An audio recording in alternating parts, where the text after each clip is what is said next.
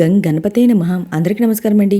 ఈరోజు వీడియోలో 2026 సంవత్సరంలో ఆగస్టు నెలలో అనగా ఆషాఢ మాసంలో సంకటహర చతుర్థి ఏ రోజున వచ్చింది అంటే ఆగస్టు 1వ తేదీయా లేదా ఆగస్టు 2వ తేదీనా, ఈరోజు స్వామివారికి ఏ నామంతో పూజించాలి, పీఠం పేరేంటి, ఇంకా చంద్రోదయ సమయం ఏంటి అనే అన్ని విషయాలు కూడా ఈ వీడియోలో తెలియజేస్తాండి.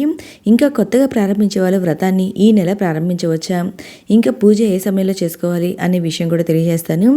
మానవులను కష్టాల నుండి గట్టెక్కించే వ్రతమే సంకటహర చతుర్థి వ్రతము. ప్రతి నెల కూడా పౌర్ణమి తర్వాత వచ్చే కృష్ణపక్ష చతుర్థి నాడు సంకటహర చతుర్థి వ్రతం అయితే ఆచరిస్తామండి. ఈ చతుర్థి కనుక మనకి మంగళవారం నాడు వస్తే దాన్ని అంగారక సంకటహర చతుర్థి అంటాము. ఇలా రావడం చాలా విశేషమైందండి.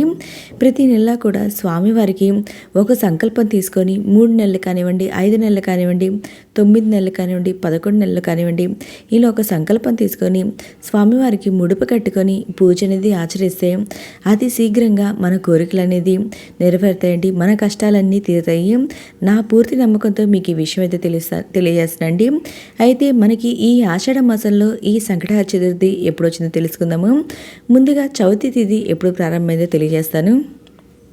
చవితి తిథి ప్రారంభం వచ్చి 2026 సంవత్సరం ఆగస్టు 1వ తేదీ అనగా శనివారం రోజున రాత్రి 9:23 ప్రారంభమయ్యి 2026 సంవత్సరం ఆగస్టు 2వ తేదీ అనగా ఆదివారం రోజున రాత్రి 9:07 వరకైతే మనకి చవితి తిథి అయితే ఉంటుందండి. సూర్యోదయ సమయానికి చవితి తిథి ఎప్పుడైతే ఉంటుందో ఆ రోజున మనం సంకటహర చతుర్థి వ్రతాన్ని అయితే ఆచరించాలండి. దీని ప్రకారం మనం సంకటహర చతుర్థి వ్రతాన్ని ఆచరించవలసిన తేదీ వచ్చి 2026 సంవత్సరం ఆగస్టు 2వ తేదీ అనగా ఆదివారం రోజున. ఈరోజు చంద్రోదయ సమయం వచ్చి రాత్రి 9:20 కండి. వేరు ప్రాంతాల్లో చంద్రోదయ సమయం వేరు విధాలుగా ఉంటుందండి. మీకు ఎవరికైనా చంద్రోదయ సమయాలు కావాలంటే నా కామెంట్ బాక్స్లో కామెంట్ చేయండి, నేను ప్రతి ఒక్కరికి రిప్లై ఇస్తాను. స్వామివారిని గజానన గణపతి అనే నామంతో పూజించాలి. పీఠం పేరు వచ్చి విష్ణు పీఠం. ఎవరైతే కొత్తగా ఈ వ్రతాన్ని ప్రారంభించాలనుకుంటే ఈ రోజైతే ప్రారంభించవచ్చండి. మనం ఈ నెలే కాదండి, ప్రతి నెలలో వచ్చేటువంటి సంకటహర చతుర్థి వ్రతం రోజున ఈ వ్రతాన్ని అయితే ప్రారంభించవచ్చు.